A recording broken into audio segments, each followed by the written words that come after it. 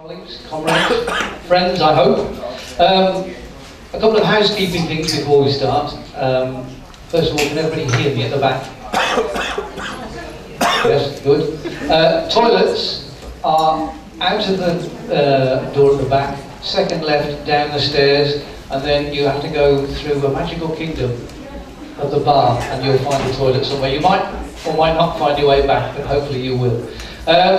The fire alarm, there isn't a fire alarm scheduled, so if you do hear one, it is for real. We just have to go out through the door at the back and make our way to assemble at the front of the building. Okay. Wi-Fi and Twitter, for those people who are modern.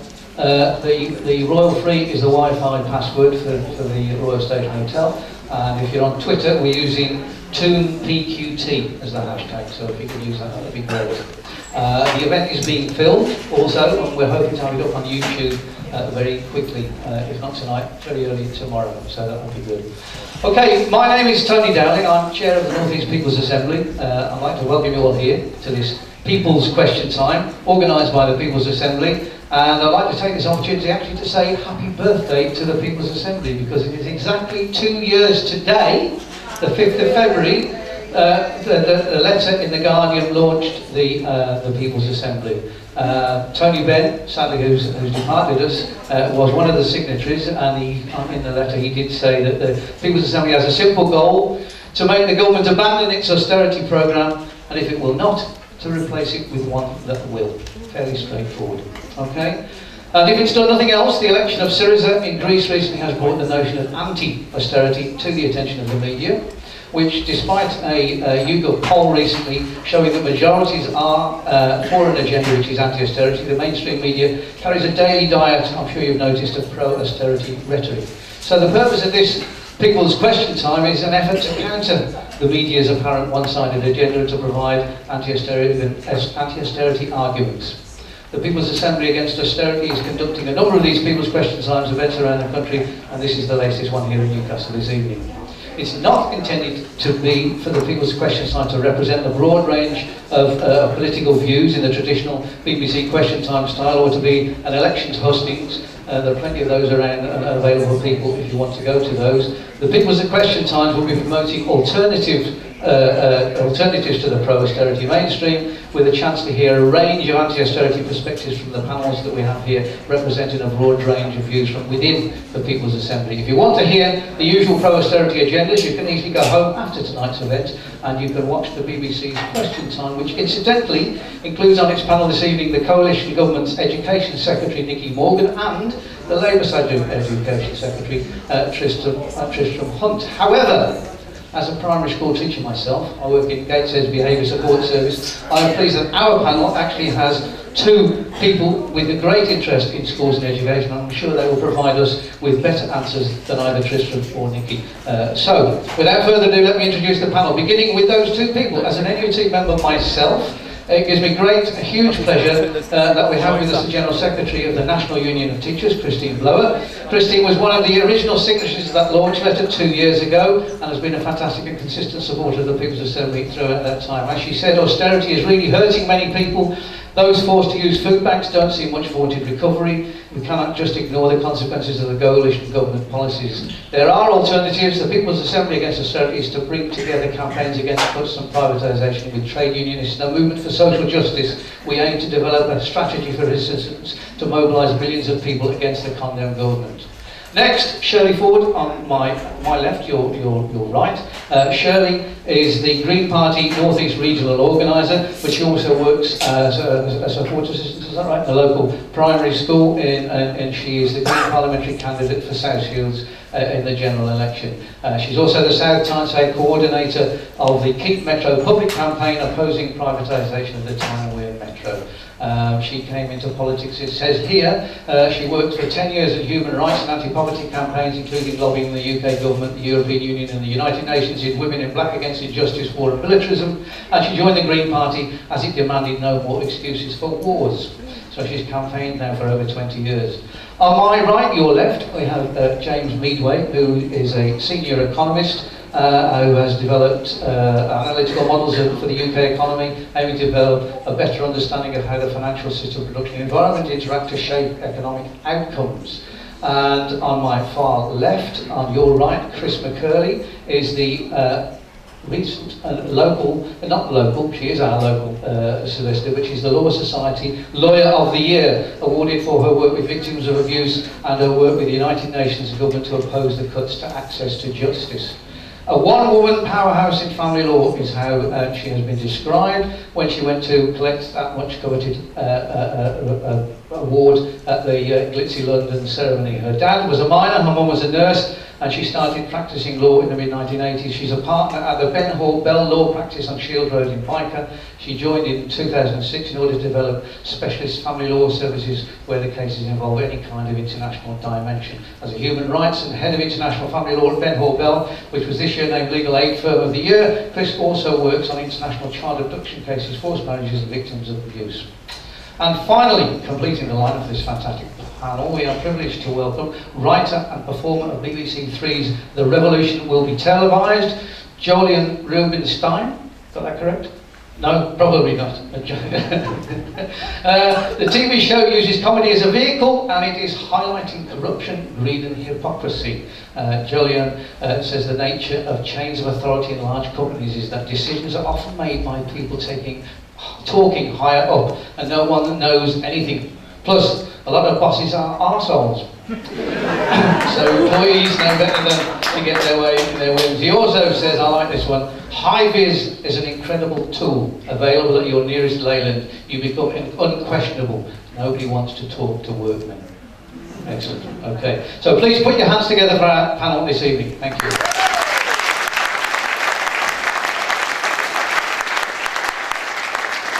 Okay, the way the evening's going to work is we've had some questions submitted from people, and we're going to ask those people if they are here to read out their questions, and then the panel will be given a couple of minutes each to answer the questions in turn. So, first of all, we're looking for Gillian Kester. Is Gillian Kester here? Gillian, excellent, you're on the front row. So, Rowan here is going to come to you with a mic, and if you could read out your question, that would be fantastic.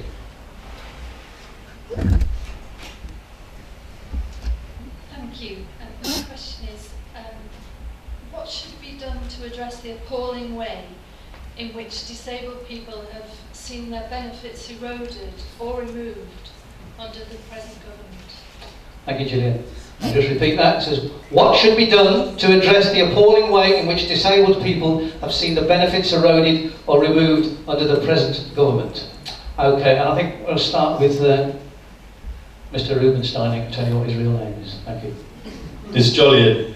You're right, you lot? Yeah? Yeah? Good. So basically, what we know for sure is that what is going on right now is a load of ideologically driven bullshit that has absolutely no bearing on economics and has everything to do with a market-driven reality which is about profit over people. And nowhere can you see that more clearly highlighted than the treatment of mentally ill people, the treatment of people with physical disabilities, because let's face it, they're getting absolutely shafted. So what is the answer? How do you deal with it? Well, you all look like you're smiling, you look like you're particularly smiling. You look like you're up for a bit of naughtiness. So start utilising creative direct actions to actually put very, very specifically the onus onto either members of Parliament who have actually stood by whilst while these actions have been taken, and local council officials who are doing the same. So just as an example, some friends of mine, two girls called Jasmine and Sam, have you heard of the Focus E15 mothers?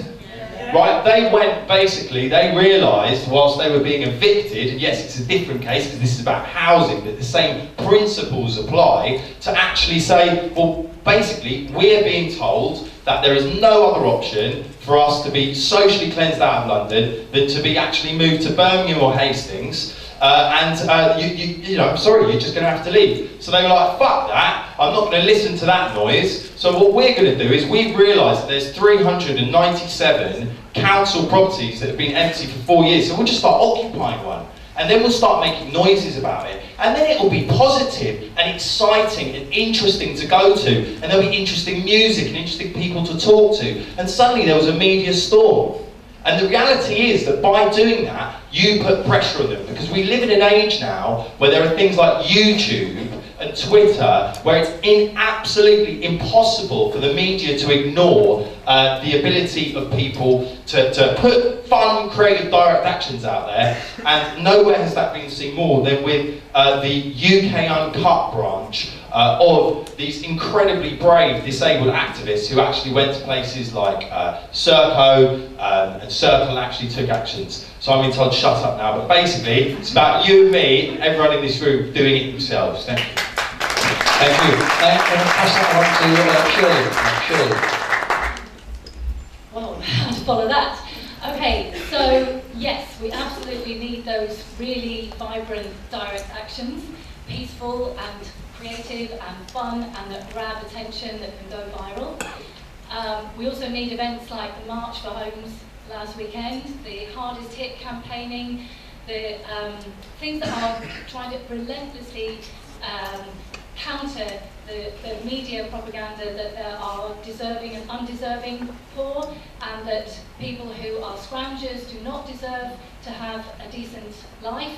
And one of the things that is most iniquitous is that the state does, at the moment, through benefit sanctions, have the power to make people absolutely destitute.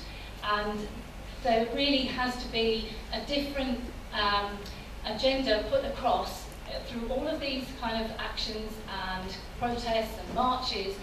And you also, I think, have an opportunity with election campaigning, that there is a parallel track of putting across different policies. And that's one of the things that, for example, putting across the idea that every single person in this country should have the right to the means to have a decent, secure life, both to not have to go to food banks, to not have to be struggling with fuel poverty, with fuel bills. So there is a different policy agenda as well, and you'll notice that the Green policy for a citizen's income, a universal basic income, has been shot down in flames by the right already, and so that is a progressive initiative that would be part of the wrath of changing the whole way that we view what is the right of a person living in this country, whether disabled and non-disabled alike should have that right. Thanks, Shirley. Can you pass it on to Chris? Thank you. Chris. Well, I'm thankful Jolien went first, because I don't have to worry about accidentally swearing. I quite often get told, made you use the F word there. So I won't worry if it slips out. Possibly. I'm here because I'm really, really angry. You've heard me described as a human rights lawyer, and that is what I am first and foremost. And I am furious what this government is doing to human rights. By stealth, under the radar, people's human rights, people's dignity is being ripped away from them, and they're not even aware it's gone until they go to lean on it and it's not there. The cuts to legal aid took away the right to challenge when your benefits are taken away. It took away your right to challenge this government when they do things that you don't agree with, like cut disability benefits. There's been an awful lot of judicial reviews of the government policy, at least 7 to date. To say that they're cutting legal aid, they certainly aren't using legal aid lawyers when they're defending the undefensible and they're fighting against the judicial reviews against them. The government has lost all 7, I have to say, and there's several more ongoing. To give you an example of what's happening with disability and the Ministry of Justice at the moment, the Ministry of Justice decided that because people can't get legal aid anymore, they would put helpful leaflets on the website of the Ministry of Justice telling people, particularly people with learning disabilities, how they can manage when they go to trial. So the leaflet that had to be taken down last week said, if the police say you've done something and you haven't, and you go to court and you say you haven't done it, you may have to go again the following week or a bit later on to prove that you haven't done it. Now, spot the deliberate mistake here.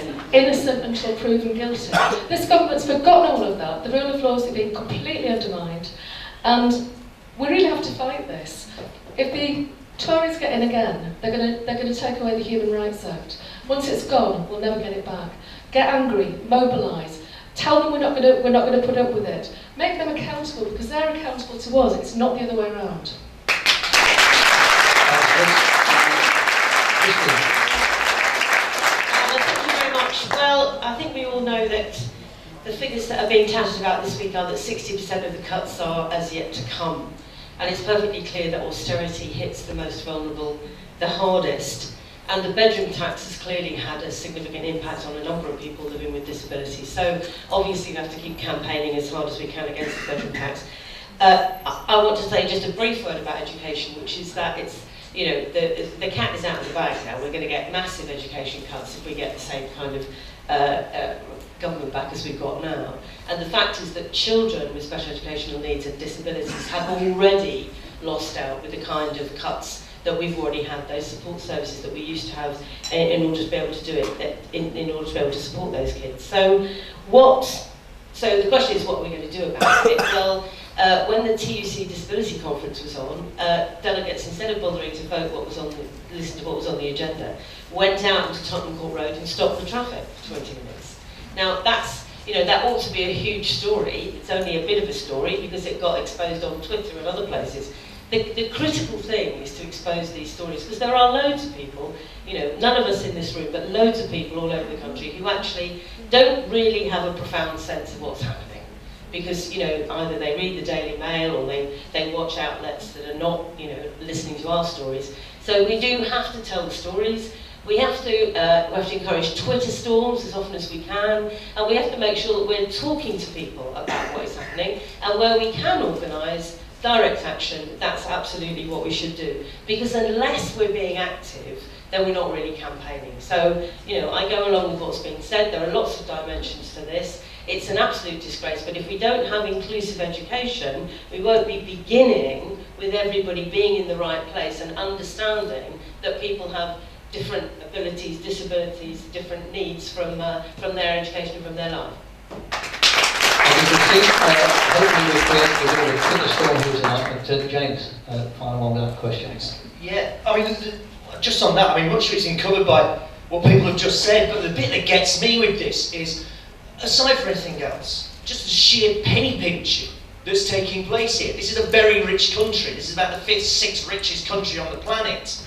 The problem we face is that wealth is in the hands of the wrong people. It's in the hands of a very few people, and we have a government that is dedicated, and this is what austerity means, that is dedicated to getting more of that wealth into the hands of those same people. So the 1,000 richest people in this country have seen their wealth double in the last 5 years. At the same time, as we're being told, we have to impose the most punitive, horrible measures on the most vulnerable people in society, apparently because there's no money left. I mean, this is just nonsensical. And one of the most useful things I think we can do is start to crack through that kind of nonsense, that this is a rich country. The problem we've got is its wealth is not shared remotely fairly, and it's concentrated in the hands of a few people, and we have a government that is dedicated to keeping that situation exactly the same, and will, on the back of that, lash out at the poorest, most vulnerable people in society. Christine referred to this 60% of cuts still to come, and that's the figure from the Institute of Fiscal Studies, very reputable,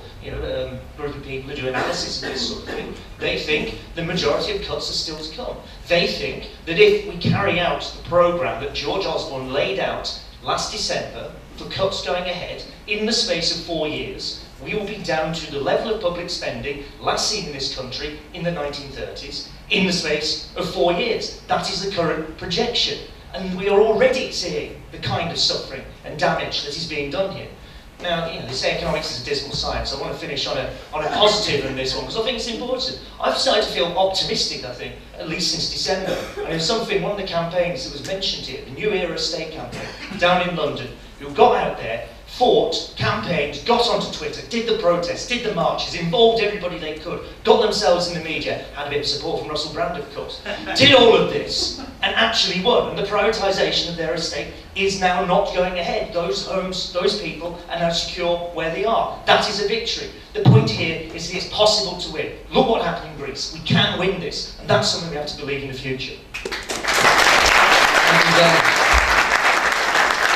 That was a very good start. I feel fired up already, I hope you do. Second question we're moving on is from Sean Dunlop. Is Sean here? Do you want to come down or Rowan, do you want to take a mic down and ask Sean to read out his question there? Sean is a member of Newcastle National Union of Teachers, so I think this might be a question for our educationist.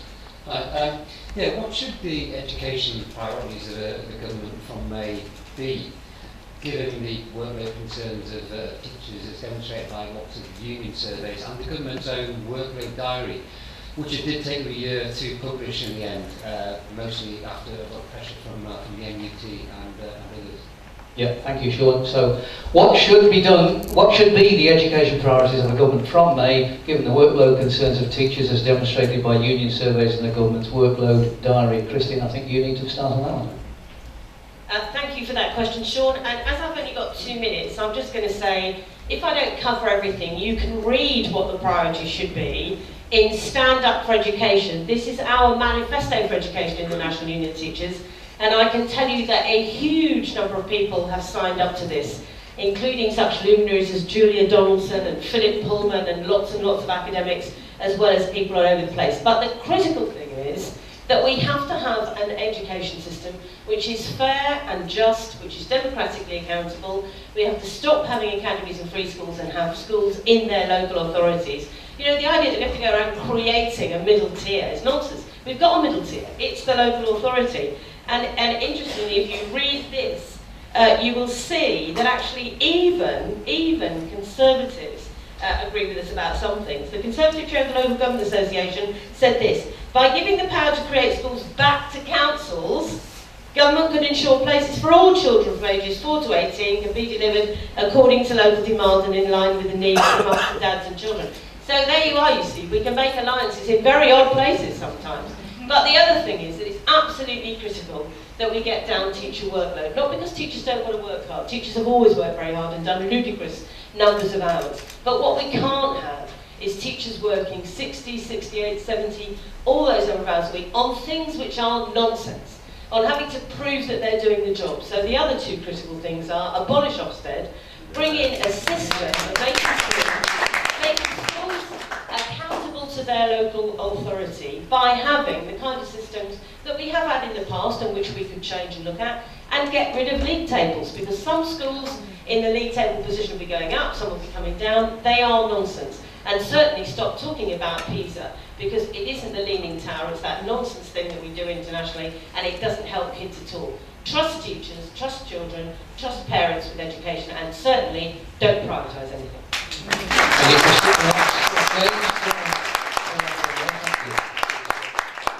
Comprehensive. I think I'd only add to that. But look, if we're talking about ideals here, I'm very glad not to be younger than I am in this country at the minute. If you look at the miserable state that kids are put into by forcing them through an education system that seems designed entirely to turn them into little automatons who can tick boxes, jump through hoops, go off and be good little workers out the other side and do nothing else for them.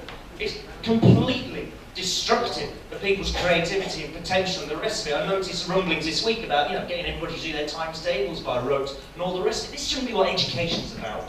We need to lift our sights in this one. This is the most important point of your entire life. If you're going to deliver an education, it should be one that produces people who think and act like people, who care about the world, who understand, who can think critically, who can do all of these things. It is not about some hideous combination, and thank God Gove's gone, but some hideous combination of Victorian-style jumping through hoops and doing a test every 3 weeks, 2 weeks, every single day if necessary, whilst at the same time being force-fed a load of rubbish about how the First World War was a good thing, really, and all the rest of it. This is not the kind of education you should be looking for. If you wanted to devise an education system that was as bad as you could really plausibly make it, the one we have at the minute is pretty much getting that way. But let's not stop at getting rid of academies. Why the hell do we still have private schools? Why do we still tolerate schools that charge £20,000, £30,000 a year? So abolish the public schools, close down Eton, find something better to do with the grounds. I'm not quite sure what. Homelessness will be an obvious thing. Social housing might be an example. We need to raise our sights in this one. It's not enough just to ask for little bits and pieces and crumbs and hope you can hold things back. Raise our sights, get rid of private schools, transform our education system. Learn from somewhere like Finland, best education system in the world, no one goes to school until they're 7. We can do that here, and that's the kind of ambition we need. Thank you, James.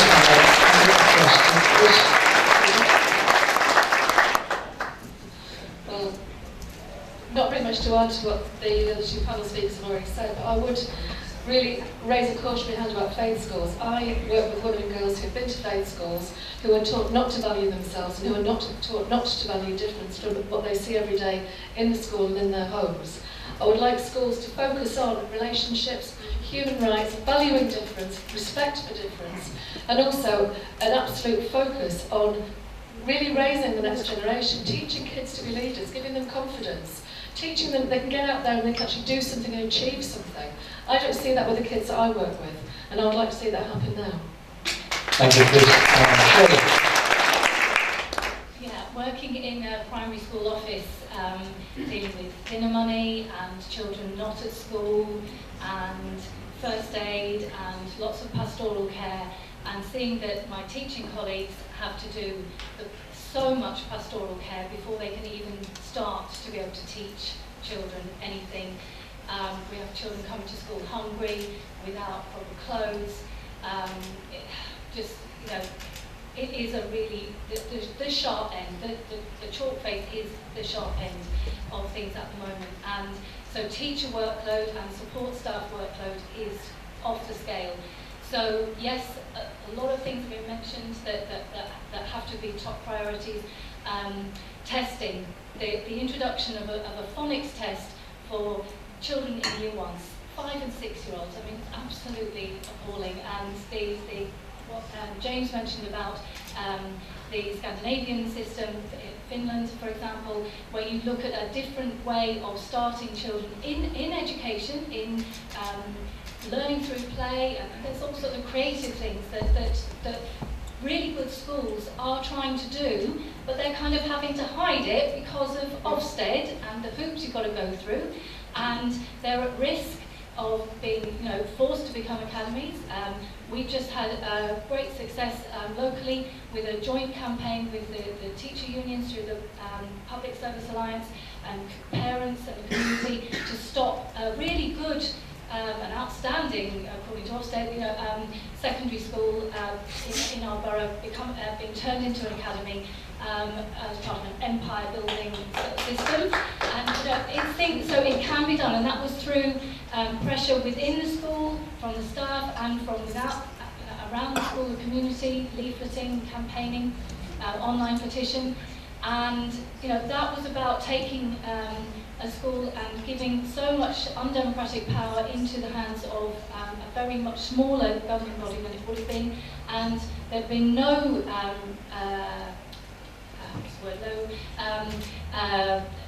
sticking to any national agreements that such as they are, but would definitely be going in completely the wrong direction on things like workload and the curriculum. So. I think the only other thing I was going to say is that the fear of failure is something that I can see being inculcated through all this testing, and that really has to stop. And our children are too precious to be subjected to the sort of ideological whims of people like Michael Gove, which is still continuing. So yeah, all of those priorities. Thank you.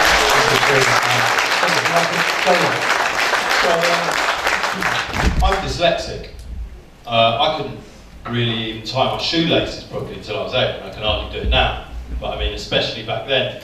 And I think I'm going to split my answer into two things. Talk about students, and then we'll talk about the system. For students, there are needs that are totally not being met. I've got an 8-year-old cousin, and he is starting to have his value of his self-worth dictated to by how many likes he gets on his Instagram page. Like how many times issues have been sort of tweeted to me about young girls being pressured to send naked selfies at like 14 years old. Like there's an entire swathe of issues that we're completely failing young people on. The reality is that I wouldn't close down Eton. I think if you want to privately educate yourself, that's your choice. But Eton's a charity, right? Like these statuses that we've given to certain institutions just basically make it completely clear what the reality of the situation is and whose interests are being served. In the same way that teachers should be the people who we trust to actually run our systems, I would go further and actually give teachers more power, essentially, than local councils. Because at the minute what we've got is a system where Gove was basically like, don't trust the teachers. It's absolutely ridiculous. And then you ended up having a kind of curriculum being dictated to them, which was basically ended up in history, like take away Emily Pankhurst and just being like a history of dead white men. I mean, who in Hackney wants that? I know we're not in Hackney, but trust me, Hackney doesn't want it. The reality is as well, that like, you know, we did a sketch about this. I totally agree with faith schools, like getting rid of faith schools. We did a sketch at the Revolution we televised where we tried to open Britain's first satanic faith school, and we had 666 signatures, and we went to the Department of Education. We said, look, you know, well, why, you know, can we open our satanic school? So that's ridiculous. We're like, why? We just want them to think exactly the same as we do. You know, which really proves the point, I think, whether it's Muslim, a Jewish faith school, you know, Catholic, it's ridiculous. We live in a multicultural world, and the reality is we have to actually like include people, to be inclusive, talk beyond skin tone, talk beyond initial religious a doctrine that's been sort of pushed on our children. But I do think the one thing, and I will end on this, is the thing that I find so odious about the realities of the current situation, right, is people talk about the need for profit in the classroom. I mean, what is that about?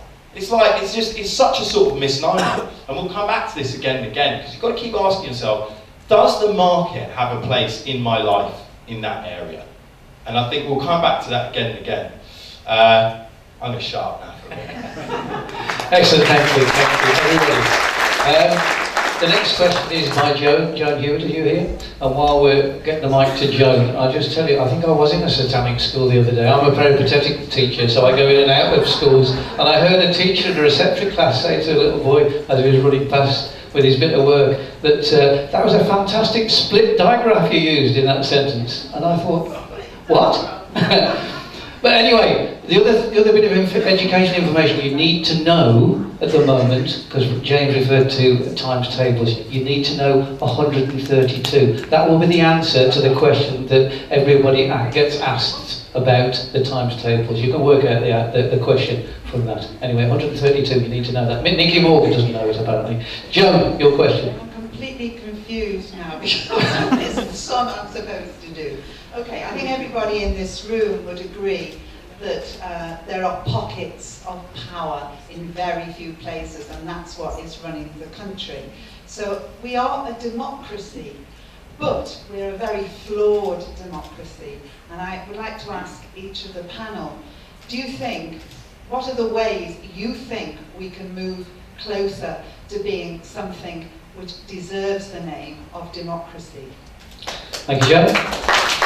What can we do to move this country closer to what we mean by democracy? Can you give it to, shall we start with Shirley? You haven't started yet, have you? Thanks. Very, very good question. And I think one of the key things that we need is a People's Constitutional Convention. If you look at what happened in Scotland in terms of democratic participation, engagement, and a lot of people who registered to vote for the referendum, well, that didn't just come out of thin air because a referendum was called. It came out of a whole long process of genuine engagement in a People's Constitutional Convention, which looked at what starting from a blank piece of paper, what do we want our society to look like? How are we going to get there? What sort of democratic institutions, Parliament, local government, those sort of relationships, what sort of voting system to put people in the Parliament. That is what we need here now, because we're in danger of, after the push for the Scottish devolution and the sort of rumblings that are still going on from that, but we're in danger of having blueprints foisted upon us from on high by the current government saying, well, we just need to sort out the Parliament in Westminster for English votes for English laws, and then we'll just devolve powers according to our blueprint, like they're proposing for Greater Manchester. That will be, you can have control of certain things like transport, education, housing, planning, but the only way you can have that is if you have an elected mayor like Boris Johnson in London, but crucially without the check and balance of a London Assembly type layer of, because Boris Johnson is very powerful as a mayor, as was Ken Livingstone before, but there is a proportionally proportionally representative elected assembly that also works with him, and he is accountable to that, and he's not, you know, a supreme being, much as he might like to think he is. So, you know, that sort of thing is, we've got to avoid and really challenge central government saying, okay, you can do it if you do it like this. And you know, that is what we're in danger of, and we have to go bottom up. What do people want? What sort of society do we want? How do we get there?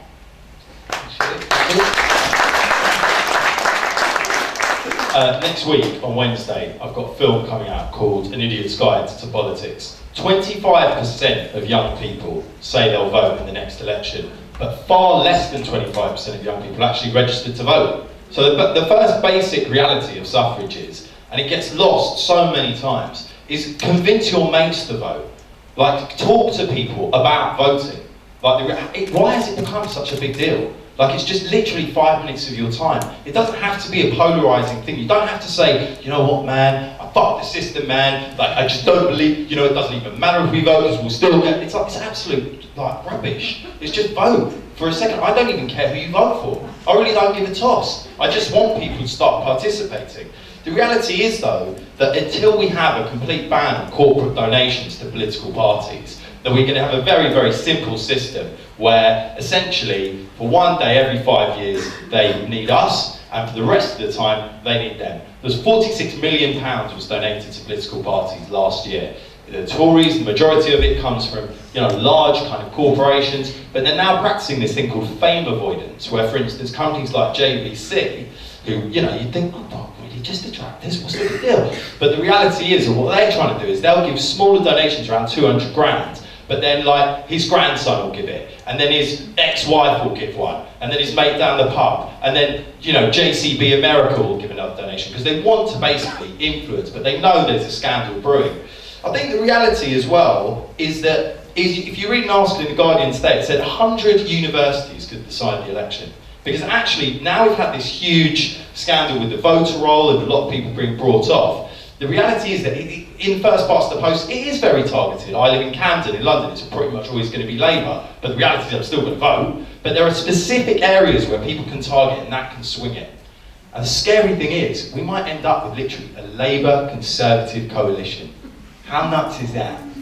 Right? And the reality is that, you know, until these things are actually addressed, like until young people engage and want to actually get involved because it's fun and it's not just seen as dry rubbish, then nothing's going to change. But young people getting their suffrage together is what will change the reality of our country. Thank you. Kristen. Well, I guess three things. There is a scandal of the number of people who've gone off the electoral roll, and that's why the National Union of Teachers is supporting the Bite the Ballot campaign, because actually it really is important that people vote. It's also why we're having a lot of discussion about votes at 16, and there are people committed to that. But it's no good just saying you can vote when you're 16. You actually have to create the space and the time where people can understand not what it means to vote. They know what that is. They go in a box and put a tick, or well, in fact, a cross. Go in the box and put a cross. But but actually, what politics is about, and that comes back to the question of what education looks like. We have to create time in the curriculum, space in the curriculum, for people to have those discussions. We must have personal health and social education, but we also have to have politics, but not in a dreary way, but in a way that says this is what life is about. You make this decision, this thing happens. You make this decision, and this thing happens. I get sent emails from lots of political parties, because in the NUT we go to all the party conferences. So I've discovered from one email I got sent today that Christine is the 24th most common name for women who are on the electoral roll. Now there's an interesting thing to know. But the fact is that if we can't get people, I mean, I have to say I'm a bit heavy-handed about this. I would make attendance at the polling station compulsory. It's not a policy of the NUT, but that is a policy that I would have. You can't ultimately make people vote, because once they're in that little box, you can't stop them writing something rude on the ballot paper. But I think people ought to have to go. And then I guess the final thing that I want to say is that if we can't get people engaged, then we're not going to make the next step towards being a democracy of any kind at all. Unless we can get the turnout up to the kind of level that they managed to get in Scotland, then, you know, I think calling ourselves a democracy is a bit woeful, really. Thank you. start with Scotland because, and slightly disagree with this. Look, there's a reason why people don't vote. And it's a simple reason. And I think Russell Brand, him again, expressed it well. When he said, well, what's the point? What is the use of voting if your vote goes to a party that you don't really agree with, and if you try and vote something else, we have this terrible electoral system that just disappears into the ether. That if you give people a real choice, and this is the example of Scotland, why is it that thousands upon thousands of young people were suddenly, after any number of years being told they're all apathetic, they don't care, suddenly cared very, very deeply? It's because you had a real, meaningful choice in which your vote and the outcome of the decision you were taking would actually affect your life and potentially make it better. That's why people were voting.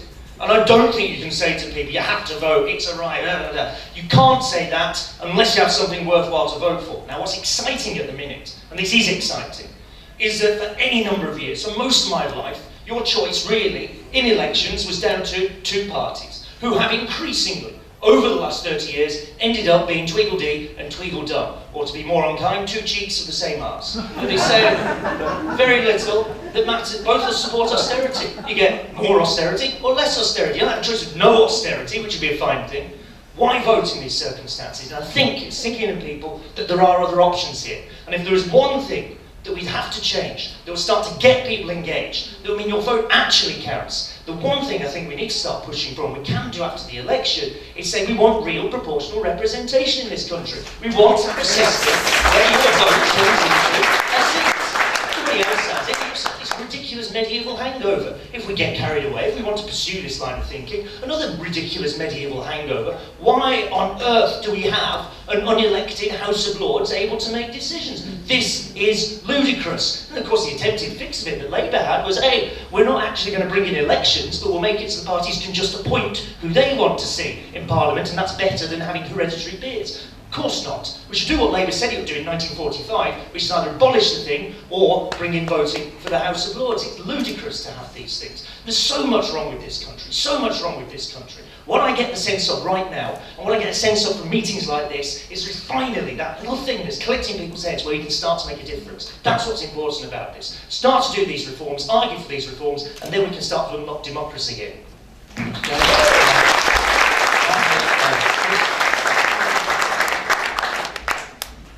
Well, here I go with Miss Ranty Pants again. Actually, somebody called me that when I was speaking at an event. Imagine what happened next.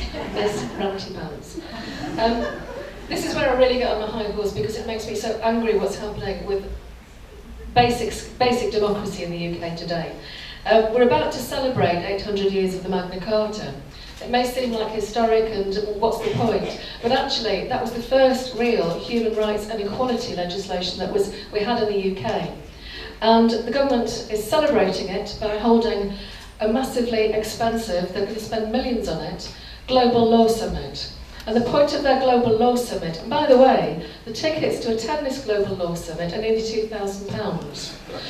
When I won Solicitor of the Year, Lawyer of the Year, the tickets were £250 and none of my firm could afford to go. They sent me on my own because we're legal aid practice. We can't afford that kind of money. Following on from Magna Carta, we've got the Universal Declaration of Human Rights, the most important piece of international legislation that belongs to all of us, and we must celebrate it, we must use it. The point of the Universal Declaration is that it is about how we treat each other, how we respect each other, and how we want to be treated and respected. Underpinning that is the rule of law. Underpinning that is the right of everybody to have a fair trial, a fair say, and a fair shout. And that's been taken away from us. It's been taken away from us by stealth by this government, who just is perfectly at liberty, it seems, to say, they use the law against us. We might have to change the law then to stop them doing that, won't we? Same as they did in the miners' strike, same as they've done for the last 30 years, they're doing it now. And they're making sure that every door closes against protest. We've just had the Anti-Social Behaviour Act, one of the most insidious pieces of legislation I've ever come across. And really watch out, because that's going to take away your right to lawful protest. They've slid it in, they've snuck it in under the radar. You just have to cough in the wrong direction, and if you cause somebody a little bit of alarm, then come on mate, you're off to the cop shop. This is really going to tell in terms of demonstrations and people getting out of the street in future, because that's law now. we've got to stop them doing this. We've got to mobilise. We've got to get out there and make sure we vote the bastards out. Thank you, Chris. That's a big point for finishing. I think the bastards out all democracy, I think, is a topic that we could talk about all night. I tend to agree with James that even at a very minimum, just having some sort of proportional representation would be a huge step forward. But I want to just say something about how you can actually use some of the limited democracy we do have now, because one of the things that my union, the NUT, has been doing with their campaign is urging people to lobby their MPs. And I actually went along to lobby my MP last week with a few teachers, and it was interesting. He was prepared to listen. He did take on board the things that we were saying about workload, and he was going to take them away and organise and try and have a debate in Parliament. So even with our limited democracy, it is worthwhile doing what you can with it. On that, next move on to our next question, which is from Dan Cockcroft. Is Dan in the room? I don't think he is. However, I've got his question, which is a very interesting one. I think this will spark a huge debate now. It's a very simple, short, straightforward question, but who should we vote for in the general election and why? Who hasn't started yet? James? Yeah. Did you? All right. It's you then, Chris. Well, really tough question. After a million years of saying that I would never do it, I've actually joined the Labour Party this year. And the reason I've done it is because I think it's the only hope we've got of actually being unified and forming what I hope will be an active response to this government and a positive result at the polls. I've been really, really excited by what's happened in Greece. I love the idea of a coalition of the left. And I would love to think that we could repeat it here. I watched Still the Enemy Within last night. I don't know if anybody's seen it. Yeah. If you haven't seen it, please watch it, because that was a coalition, that was a miners' coalition, and they took on the state, and they very, very nearly won.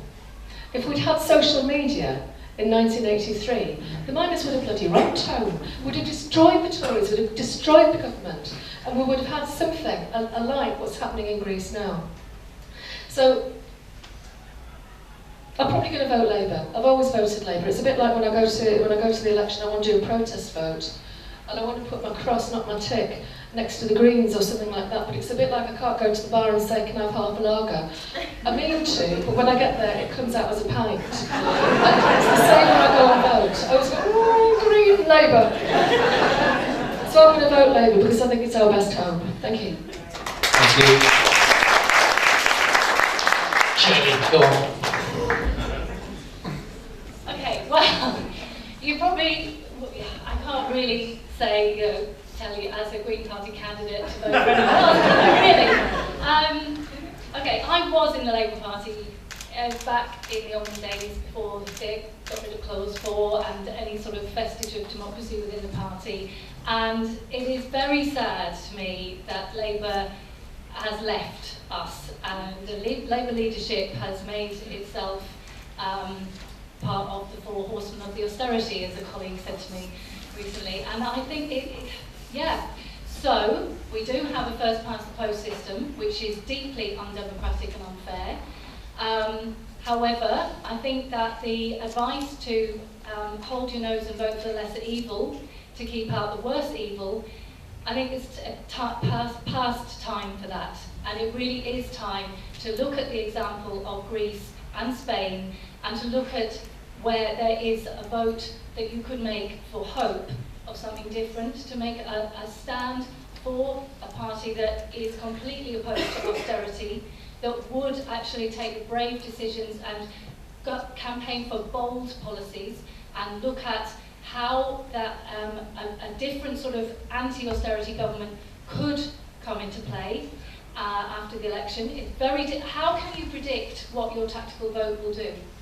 Look, I mean, we were campaigning 5 years ago in South Shields, and we, the year before in local elections, we did quite well. On the general election year, another 2,000 people came out in a ward to vote Labour in desperate fear of a Tory government.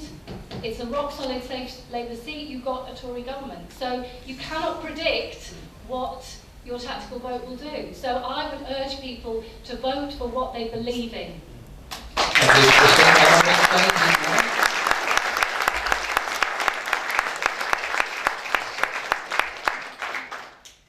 Well, I'd say it looks like this. Look, I was actually in Athens on the day, the very night that the election result was announced, in the square outside the university, just where Alexis Tsipras came out and announced that he'd been elected Prime Minister. And the reaction there, and looking what Syriza has done just in the nearly, not even 2 weeks that it's been in power. If you look through the first set of announcements, ending all privatisation, nearly doubling the minimum wage, doubling pensions, tearing down the steel barricades outside of Parliament, citizenship for all children of migrants born in Greece. That's just in the first 3 days of the government being in power. I know exactly who I'd like to vote for. I would like to vote for a party that was going to do something like that. The difficulty we have, of course, is that I don't actually live in Greece, we live here, and this imposes certain restrictions on what you can and can't do. But the clear question it says to me, and the clear thing it says to me is, look, in the end, if you want to end austerity, you've got to be ambitious. We need an anti-austerity government. That's how it has to look. It's no use saying, well, we want to end austerity, but we'll vote for the party that offers kind of slightly less austerity, hopefully.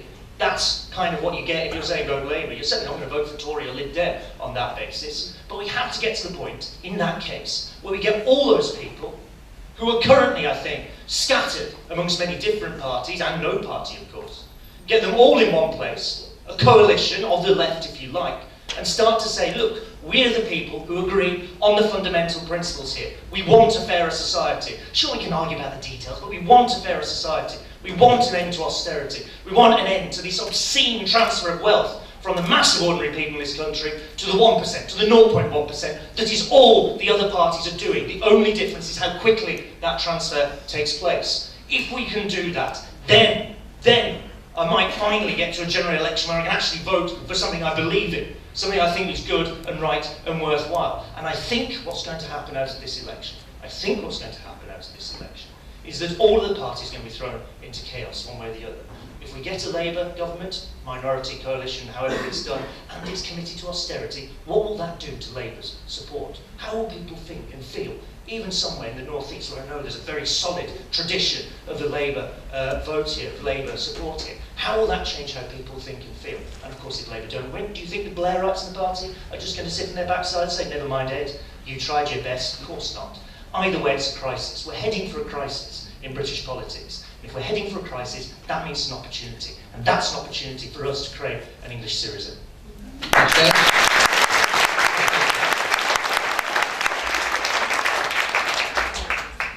Well, one of the things that we're asking is that all of our members ask all prospective parliamentary candidates to say whether they believe in what we're saying about education, and that might give them some kind of indication. But the fact is there are lots more policies than education, although it's critical that we do that as well. And of course the NUT, just for the avoidance of doubt, is not affiliated to a political party. I mean, there are only affiliations to the Labour Party. We're not affiliated to the Labour Party. I think there is a question about Greece coming up, so we've all covered that already. But I mean, the fact is that what we've got in this country is, we sometimes talk about the organised left, but actually what we've got is a disorganised left. And actually, if we had an organised left, that would probably give us a better option in terms of the people for whom we might consider voting. Because James is right that, more austerity, less austerity. Well, I guess in the end, you obviously vote for less austerity, but it's not really your desired outcome, is it? Your desired outcome is no austerity, and there isn't a party at the moment that's offering that. So I think that we have to keep pushing and say we're just not going to put up with this anymore. We have to move parties from where they are. In particular, we have to move the Labour Party from where it is to a different place, because actually it would be possible to run the country if we had a government that said we're not going to have 60% more cuts. We could run the economy in an entirely different kind of way. We could run the economy on the basis that actually we want all of those things that James talked about earlier. So I'm not going to tell you who to vote for. I would tell you who not to vote for, but I think it's very clear that what we have to do is say our ambition out of the next government is that it has to be moving in the direction that we want it to go in, which is no austerity. And we have to think amongst ourselves. I mean, Syriza is not a new party. Syriza has been around for a long time. Podemos is a new party. Podemos has got 25%. Podemos could win the next election in Spain. But Syriza is not a new party. But what we have to take from that is, actually, if we want an organised left, then we have to go about organising on the left, within the groups we're in, and talk to other groups and say, you know, do you want to do something realistic, or do you want to sit in a few small rooms sniping about the things that divide you, rather than potentially the things that could, you know, could make a big and serious coalition of the left? Thank you.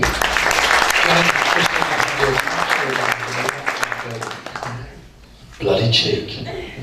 It's a tough one, isn't it? I mean, ultimately, you've got the Labour Party, who we've got like the shit brother, who's sort of a real tool, and might look kind of like he would have been really good in policy, but in this televisual age just can't even eat a bacon sandwich, or give a Romanian like some change without it becoming so awkward that I want to watch X Factor rather than do that. And the amazing thing is that this guy is now the guy who has, you know, large accountancy firms like KPMG telling him how his tax policy's got to go. So any kind of thought that this party would come in and deal with corporate tax avoidance and stuff is a joke. The Tories are the Tories, you know, I'm not even going to go into it. UKIP, ultimately, the reason they're so powerful is because pensioners vote, and they appeal to pensioners. They don't care about young people. If young people voted, it'd be a completely different reality. The Green Party are interesting, but they're led by an Australian. And watch what happens when UKIP get hold of the Green Party in the televised debates. Unfortunately, they're going to appeal to something that is so base in human beings in Britain, which is nationalism, that it will just tear them apart. I totally agree with James. I think we're heading for a real crisis. But why don't we have a Podemos? Why don't we have, you know, what's happening in Greece? We don't have it because we're not desperate enough. We don't have it because assistants aren't on the, like teaching assistants aren't homeless on the street. We don't have it because people who are working in primary schools aren't actually completely, it's impossible for them to pay their rent. And you haven't had the kind of violence of the marketplace going, no, I'm sorry, we are going to charge you for primary education. We are going to charge you for the basic things that we thought, growing up in Britain, would always be our way. I think this austerity thing's a bit of a veil for something else. You've got to start asking politicians, do you believe in neoliberalism? Do you believe in the idea that the market can do everything better than the state? Because if you do, then your duty of care to me is minor. In the documentary I made, I spoke to loads of different MPs. One of the best MPs I spoke to was a Tory, Zach Goldsmith. One of the most honest MPs I've ever met. One of the worst ones I spoke to was a Labour guy called Chris Bryan. If you ever meet him, he is a twat. The thing is, the reality is that we can't look at these parties as homogenous. I'll give you a good example. Edward Snowden, everyone thinks he's a good guy now. He worked at the fucking NSA. Bradley Manning worked for the US government. These whistleblowers actually come from the place that you seem to, in your ideological minds, look at as a monolith and then say, oh, we'll just, you know, let's just paint them all with the same brush. You need to look at an individual MP. There's a really good statistic here. Most people, if you ask them, do you trust your local MP? They'll say, yeah, I actually do. He's a nice guy, I know about him. If you say, do you trust MPs? They go, no, absolutely not. So you've got to be careful to look at specificity in this. But the trust of MPs, and this is something that the documentary goes into, the reality is most people in Britain think that MPs are on the take and that they're liars. So I started this thing like make lying in Parliament history, because it's actually illegal for an MP to lie in Parliament. And the reality is that MPs have the ability in the democratic system that we have now to actually completely change everything about the country through the ballot box. And we have to remember that. We have to remember that it's evolved so far that we can do it. And no, it isn't likely yet, but I really agree with James. I think we've come to a crisis here. I think from that there's a massive opportunity. All right? All right. Thank you. Thank you. The next question is actually a bit of a follow-on and a lot of overlap from what we've just been hearing. Is Christina Didsbury here? No? Okay, then I will read her question out. But before I do that, I actually just mention, Chris McCurley mentioned the Still the Enemy Within film that she'd recently seen. There's actually, you're very lucky over here on Tyneside, on tomorrow night, Friday tomorrow, isn't it? Friday tomorrow, yeah. Tomorrow night at 7 o'clock in Gateshead Old Town Hall, both Unison and Gateshead NUT have a joint showing of Still the Enemy Within.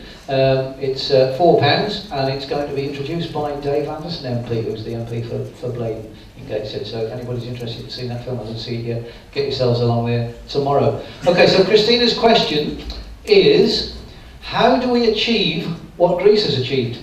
How do we organise effectively to genuinely make a difference, making people want it enough to take the risk and vote something unknown into it now?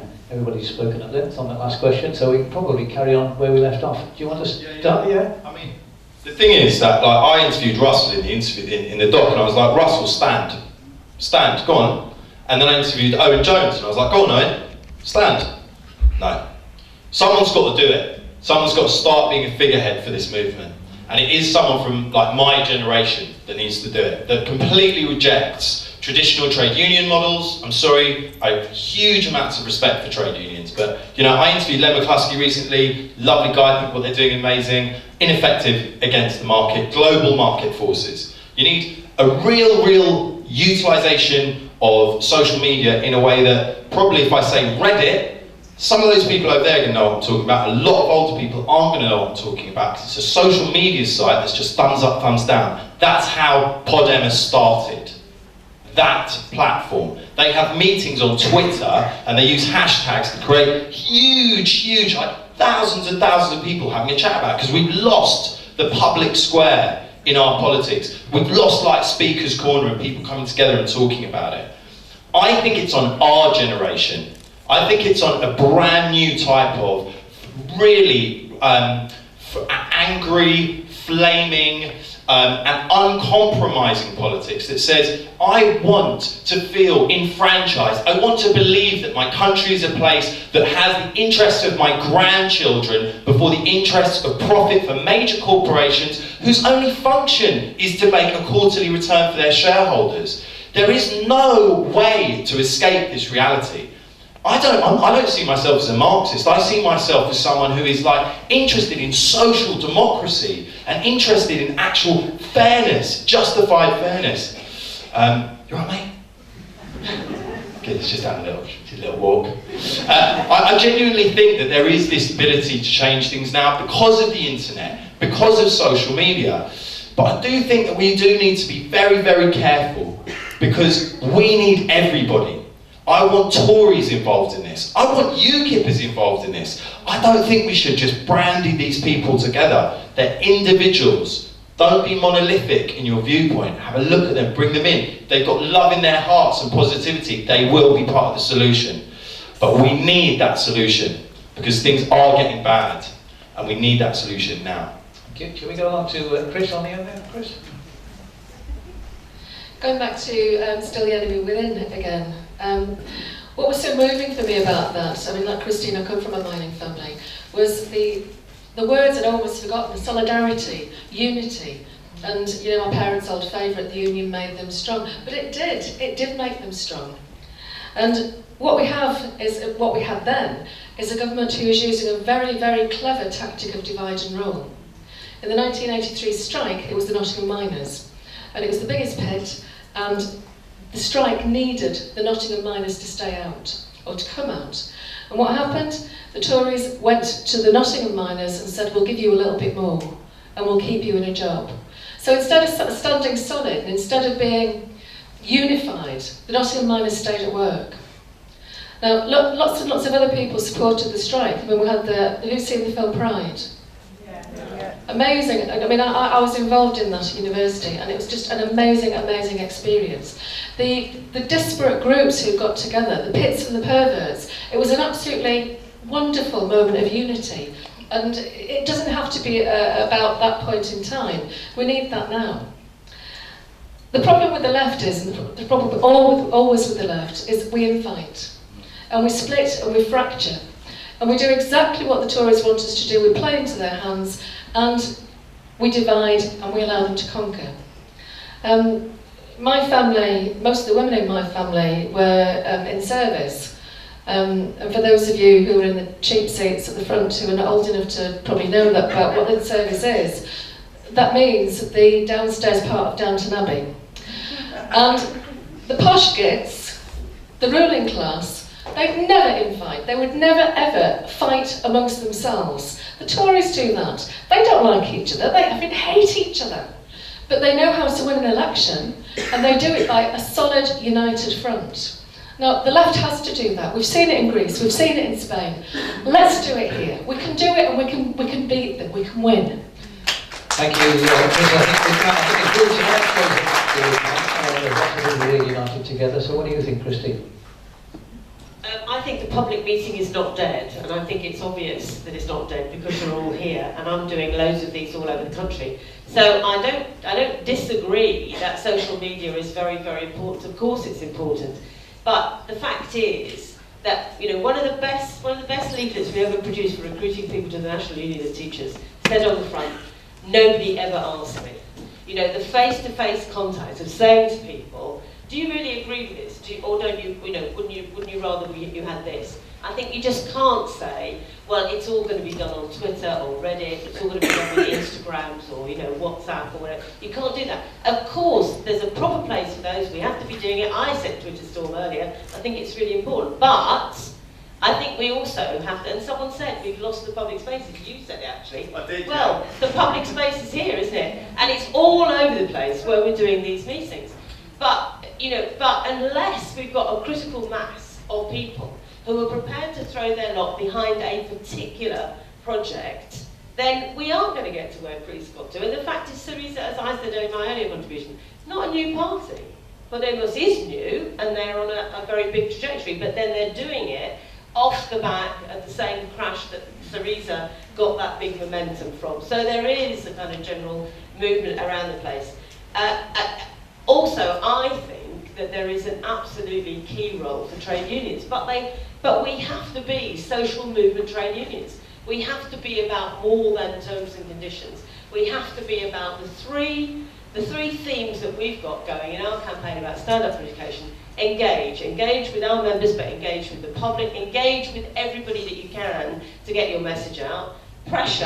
Put pressure on all your elected representatives, whether they're in Parliament, whether they're in your local council, wherever they are, and you do it by going and saying, do you really think it's right that teachers shouldn't have to be qualified? Do you really think it's right that people should have to pay more money because they've got a spare bedroom? Do you really think it's right? And actually, most of them can't say that. And so, my view is that there are ways that we can make the country more progressive, we can make politics more progressive, but we have to be prepared to talk to each other and be united rather than divided. Thank you. Shirley. Syriza is in a coalition, remember. So the Greek Greens are in that coalition. And I think that we have to look at the reality of the fact that right now there isn't a Podemos movement here. What there is a surge in anti-austerity arguments from the SNP, from Plaid Cymru, from the Greens, that there is a challenge, and there is within Labour. There was Labour MPs, including some of them from the North East, saying to Labour leadership, you have to move on things like the agenda, like renationalising the railways, on union rights, on austerity. So I think that we have to look at a plurality. That is the opportunity of this election, that we must not let us be pushed into lesser evilism and fear, voting in fear. We have to vote for hope, and that's what people did in Greece. And I think it's looking like in Spain that they are voting because they can see there is, as James said before, like in the Scottish referendum, people can see that there is a possibility of change, of hope, something really different. So young people are crucial to this, and getting them registered, as we talked about, and getting them engaged. And Young Greens, for example, has been the biggest growth of thousands and thousands and thousands of young Greens across the country joining and getting engaged in politics. And I'm sure there are lots of other, young people involved in discussing politics and austerity, and that is fantastic. And so the knock on the table again. I think that there isn't a magic formula for making it work and getting to where we want to be. There isn't just one solution, and I think the other thing is that I do agree with what Jolyon was saying about people who are supporting other parties, even UKIP. The leadership of UKIP, Farage and co, are one thing, but the people who have been attracted by some of what they're saying, they are often people who are rightly angry with having been abandoned by the big three parties, and we need to all reach out to them, whatever party we're involved in, whatever campaigning, and on single issue campaigns, to reach out to people and say it doesn't have to be about scapegoating and blame, there is a positive alternative. Thank you. Finally,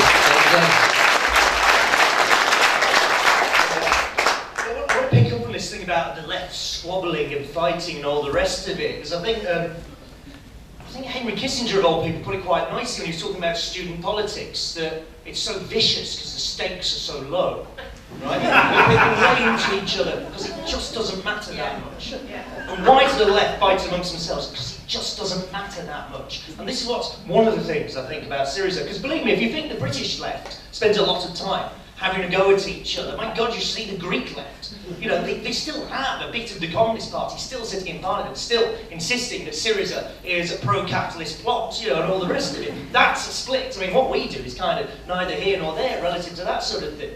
But what disciplined people, what forced them to be serious and stop the squabbling, to start to think about, actually, you're not here to kind of pick holes in each other's 15-point programme, you're here to make a difference to people. What forces people to behave like that is when they're part of something bigger than themselves, when they're part of a social movement. And why did Syriza take off? Why did it go from being a party that was footling around, set up in 2004, footling around at 3-4%, they were very glad when they got their first MP, 4% of the vote, they thought this was wonderful. Why did they go from footling around like that to being a party on 25, 26, 36% of the vote? It's because they flung themselves into the social movement, into the movement against austerity. They did turn up in the squares in Athens and Thessaloniki when people were protesting against the impact of austerity. They helped build that movement.